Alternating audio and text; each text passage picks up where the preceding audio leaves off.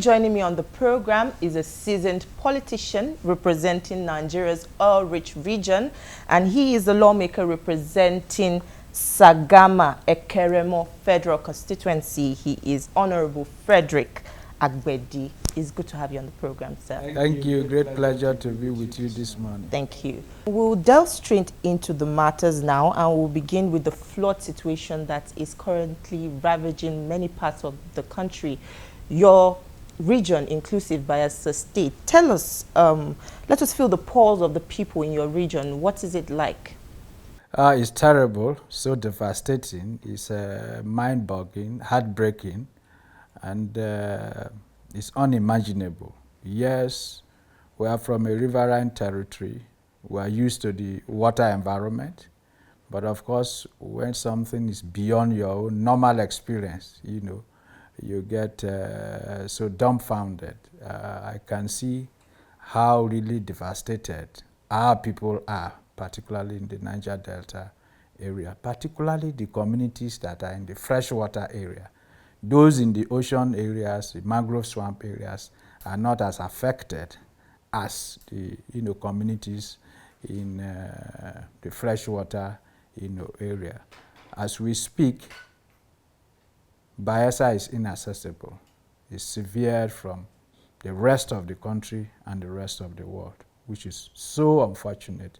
And you can tell the kind of challenges that can pose to both government and the people. Houses are submerged, lives have been lost, properties have been lost, and then access to source of living is lost. Whatever you had as a source of living is completely eroded, devastated, and then access to even welfare in terms of wanting to purchase food items, medical items, from other parts of the country to the state is a very major challenge. So for me, it is first to empathize with the people, not only Bayelsa, across the nation and across the world. The flood is not just in Bayelsa, not just in Niger Delta, not just in Nigeria. There are other parts of the world that are also experiencing. But like I will always like to say, the Bayelsa situation is very peculiar. Peculiar because the state is severed from the rest of the country and the rest of the world. And that is what makes it even a lot more difficult. I really sympathize with my governor, His Excellency Governor Dili, who has been on his toes from the moment that the devastation took place. His own house is underwater, his community is underwater, my house in my local government is underwater, my house in which I reside in Yanangwa is underwater for over a week now. And so everyone is an IDP as it stands now, and that is why we have always called on, the federal government and our agencies, on international donors, nations and organizations to come to the aid of Bayelsa. But these floods do not just happen out of the blues. We have seen situations whereby these relevant government agencies have warned ahead of time. We're talking about agencies like NIMET and the like agencies. Why is it so difficult for people to prepare ahead of time, even after these warnings are issued? Well, I think it's not as if people sometimes don't prepare themselves ahead of time. Take, for example, the government of Bayelsa State has changed our school calendar. That itself is in preparation for floods. So the schools in Bayelsa had already proceeded on holidays before this flood came, and they are supposed to return back to school sometime at the end of November. That's the new calendar that Bayelsa State government has been running because of this expectation of flood. Also, the government has made it a routine service to see that before the floods actually arrive, you start opening drains and water channels so that there will be a lot more free flow of water. But the totality of it is that what you expect and what you get may be more than what you expected and what you prepared for. Certainly, management of natural disasters in terms of water is beyond the funding of a state. And so no matter how prepared a state could be, it may not have the funding capacity, to put the issues that may remedy the situation. Take, for example, you want to build a dam, and a state actually build a dam, that can remedy this situation. It is quite a huge project, and it is difficult for a state to fund it. So that is where maybe a state now falls back at federal, that has capacity to mobilize more funds, to be able to do things like that. We also have issues of siltation of our rivers, channels, even the ocean is silting. These are issues beyond the capacity of a state, where the federal government and other environmental organizations are expected to play a key role in remedying the situation. If this does not happen, you can never imagine how a state can get so prepared that even the unexpected situation, you can be able to handle it. It is not. In your own opinion, what would you say is the permanent solution to this kind of disaster? A natural disaster is difficult for you to claim that this is a final solution, this is a best solution. But of course, recommendations are recommendations. If they are followed through, it can salvage a situation. Take, for example, we need dams to be able to control this overflow of the waters, at this season. Maybe some 3-4 dams can salvage the situation. The federal government needs to, as a matter of urgency, particularly at this time when the budget is before the National Assembly, the federal government needs a review of the budget to take care of some of these issues that are burning, issues in the nation for now. Take, for example, we are talking about shelters. Do we have shelters in this country? No. Because in anticipation of this flood, we would have lifted people from their places of original abode to high grounds where shelters are already provided for the people to move to. That has never been done in this country. Why is that? Why would you say that is? Yeah, because it's not available. So you are leaving the people for self-help, where if you are unable to help yourself, you are drowned.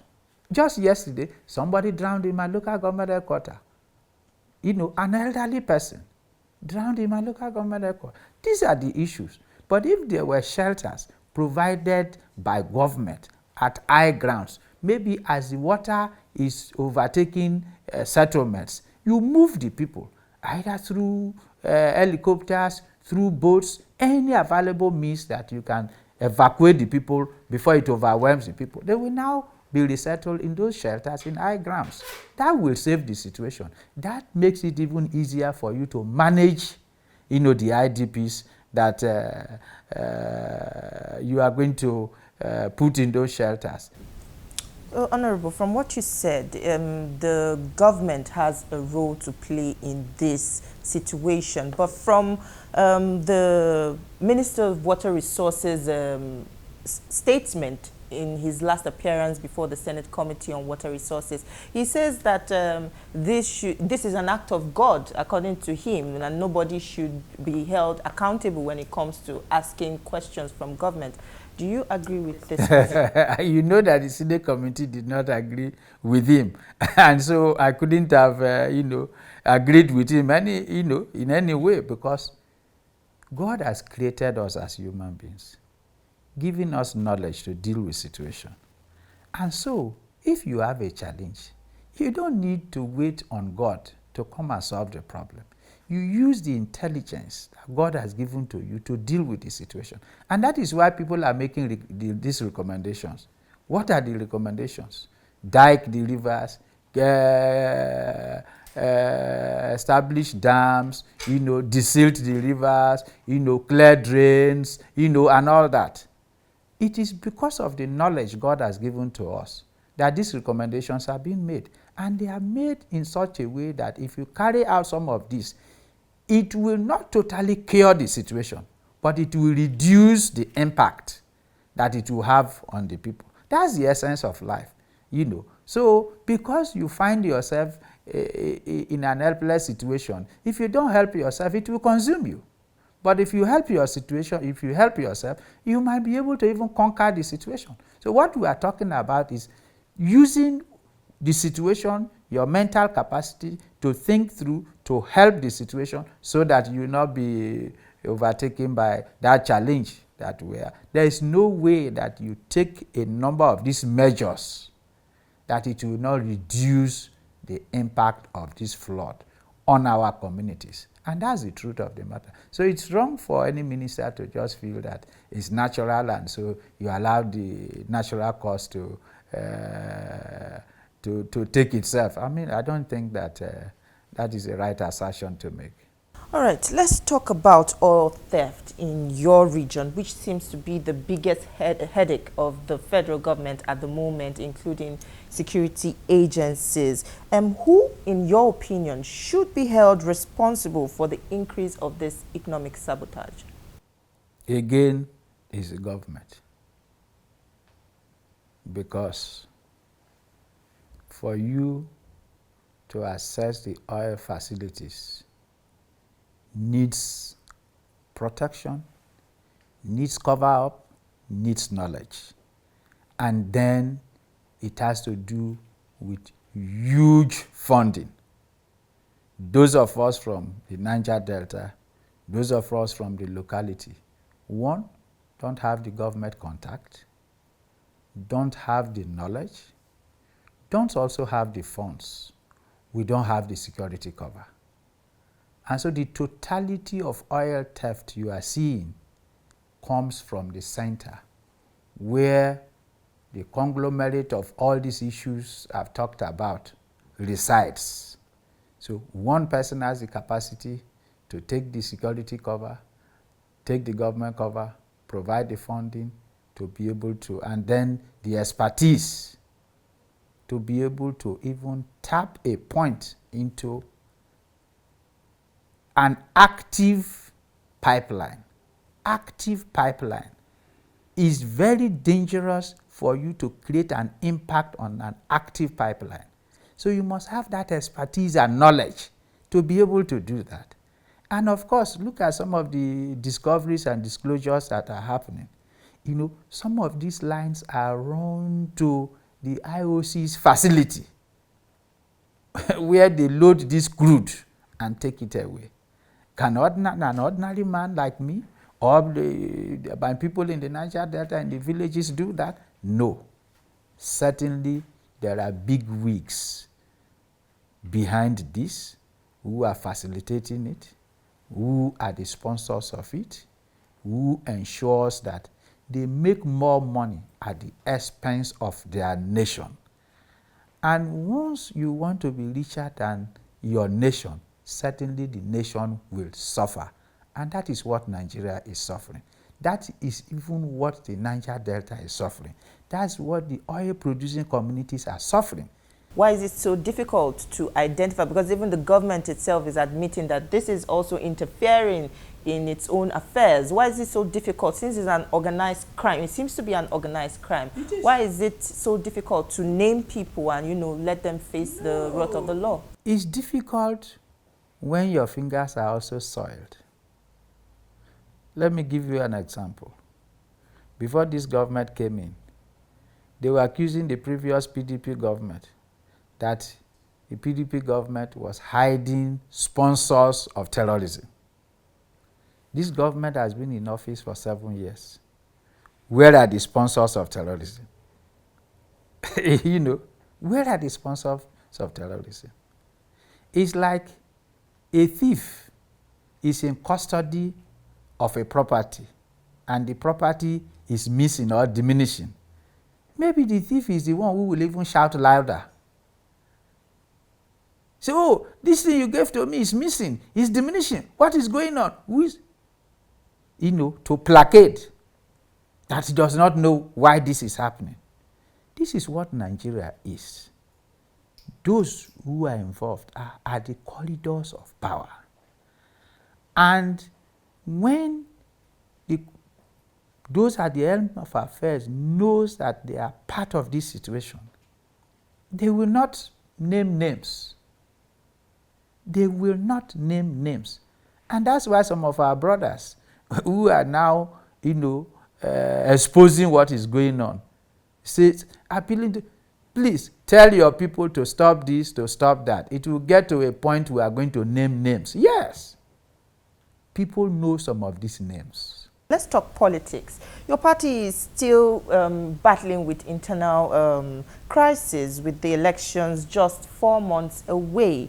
And are you not worried that this may also affect your chances in the ballot? Extremely worried, very, very worried. But again, after primaries, these are usual challenges that are faced by all parties. It's not peculiar with my party alone.